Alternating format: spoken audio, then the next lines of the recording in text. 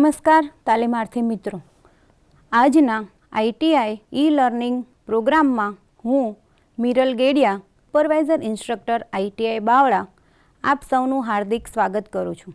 આજે હું આઈટીઆઈમાં ચાલતા કોમ્પ્યુટર ગ્રુપ અંતર્ગત work with keyboard shortcut command practical વિશે તાલીમસહ માર્ગદર્શન આપીશ. મિત્રો, જો તમે કીબોર્ડના શોર્ટકટ કમાન્ડ જાણતા હશો તો કોમ્પ્યુટર ઉપર તમે સરળતાથી તેમજ ઝડપથી કામ કરી શકો છો.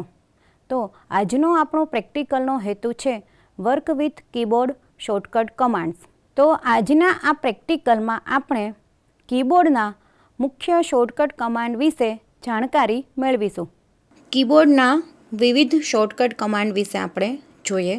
એના માટે આપણે ડેસ્કટોપ ઉપર એક નોટપેડની ફાઇલ બનાવેલી છે અને એની અંદર આપણે થોડુંક ટાઈપિંગ કરેલું છે. હવે સપોઝ કે આ જે ટેક્સ્ટ છે એને આપણી કોપી કરવી છે, તો સૌથી પહેલાં કોપી કરવા માટેનો શોર્ટકટ કમાન્ડ છે Ctrl+C.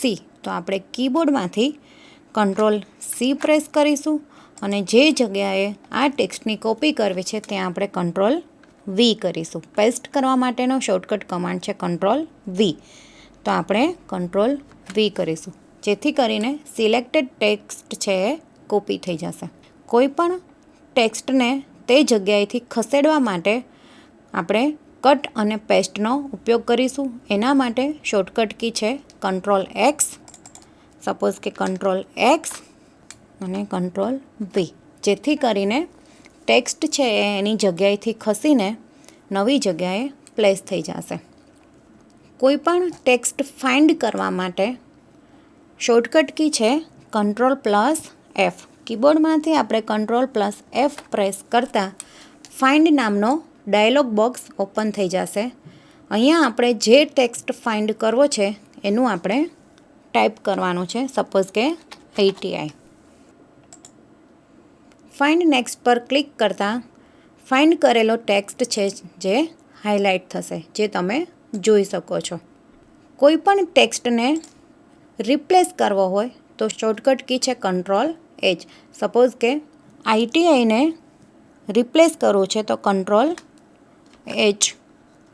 આઈટીઆઈની જગ્યાએ આપણે સપોઝ કે આઈટીઆઈ બાવળા રિપ્લેસ કરવું છે તો ફાઇન્ડમાં ITI, replace with ITI Bavla replace કરવાથી ટેક્સ્ટ છે જે રિપ્લેસ થઈ જશે, જે તમે જોઈ શકો છો.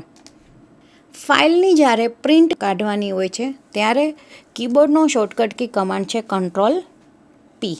Ctrl+P પ્રેસ કરવાથી પ્રિન્ટનો ડાયલોગ બોક્સ ખુલશે. આ ડાયલોગ બોક્સમાંથી આપણે કોમ્પ્યુટર જોડે જે પણ પ્રિન્ટર એટેચ કરેલું છે એ પ્રિન્ટર સિલેક્ટ કરીને આપણે ફાઇલની પ્રિન્ટ કાઢી શકીએ છીએ.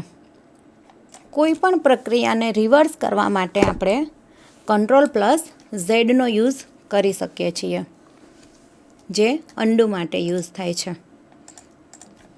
આ આપણે શોર્ટકટ કમાન્ડ જોયા ટેક્સ્ટ ઉપર.